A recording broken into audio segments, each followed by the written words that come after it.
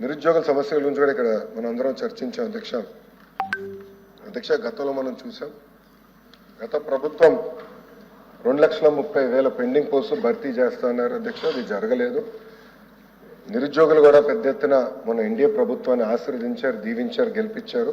బాబు super 6 హామీలో మొదటి హామీ ప్రభుత్వం, ప్రైవేట్ మరియు స్వయం ఉపాధి ద్వారా 20 లక్షల మందికి మేము ఉద్యోగాలు ఉపాధి కల్పిస్తామని హామీ ఇచ్చాం. దానికి ఎన్డీఏ ప్రభుత్వం కట్టుబడి ఉంది, దాంట్లో ఎలాంటి సందేహం లేదు.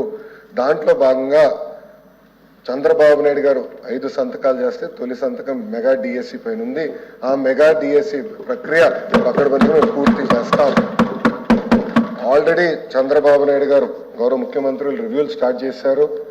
పెట్టుబడులు ఎన్ని తీసుకొచ్చాం గత 40 రోజుల్లో రివ్యూ స్టార్ట్ చేశారు.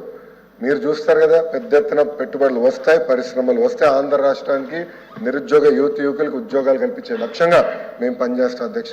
నేను కూడా మా ఐటీ ఎలక్ట్రానిక్స్ శాఖకి డిపార్ట్మెంట్ క్లియర్గా చెప్పాను, నాకు ఫ్యాన్సీ కంపెనీలు కాదు, ఎక్కువ ఉద్యోగాలు కల్పించే కంపెనీలు నాకు కావాలని చెప్పాను. Priority is job creation. So నాకు ఏ కంపెనీ ఎన్ని ఉద్యోగాలు కల్పిస్తున్నా వాళ్ళకి అంత ఇన్సెంటివ్లు ఇస్తాను తప్ప పెట్టుబడుల పైన ఇన్సెంటివ్లు కాదు, ఉద్యోగాల కల్పన పైన ఇన్సెంటివ్ అనే లక్ష్యంగా మేము పనిచేస్తున్నాం. మీరు రిక్రూట్మెంట్ గురించి కూడా అడిగారు అధ్యక్ష. ఆ రిక్రూట్మెంట్ ప్రక్రియ మేము పూర్తి చేస్తాం. గవర్నర్ గారితో కూడా చర్చించాను. ఆయన ఫార్మర్ సుప్రీంకోర్టు జస్టిస్, ఆయన సలహాలు సూచనలు కూడా తీసుకుంటున్నాను. తప్పనిసరిగా ఆ ప్రక్రియ మేము పూర్తి చేస్తాం. ఎందుకంటే ఉపాధ్యాయులు లేకపోతే ర్యాంకింగ్లు ఎట్లా పెరుగుతాయి అధ్యక్ష? రీసెర్చ్ లేకపోతే ర్యాంకింగ్లు ఎట్లా పెరుగుతాయి అధ్యక్ష? గౌరవ ముఖ్యమంత్రి గారు నన్ను హెచ్ఆర్డి మంత్రి చేసినప్పుడు ఆయన ఒకటే చెప్పారు, గతం కన్నా బెటర్ ర్యాంకింగ్ యూనివర్సిటీ నువ్వు తీసుకురావాలని నాకు చెప్పారు అధ్యక్ష. సింపుల్ వర్డ్ నాకు చెప్పారు అధ్యక్ష. దానికి మీకు ఏం కావాలో మేము సపోర్ట్ చేస్తాం నాకు చెప్పారు.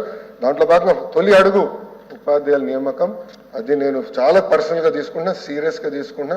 ఏజీ గారితో ఆల్రెడీ 2 సార్లు నీకు మాట్లాడాను. తప్పనిసరిగా ఆ ప్రక్రియ కూడా మేము పూర్తి చేస్తాం అధ్యక్ష. Thank you.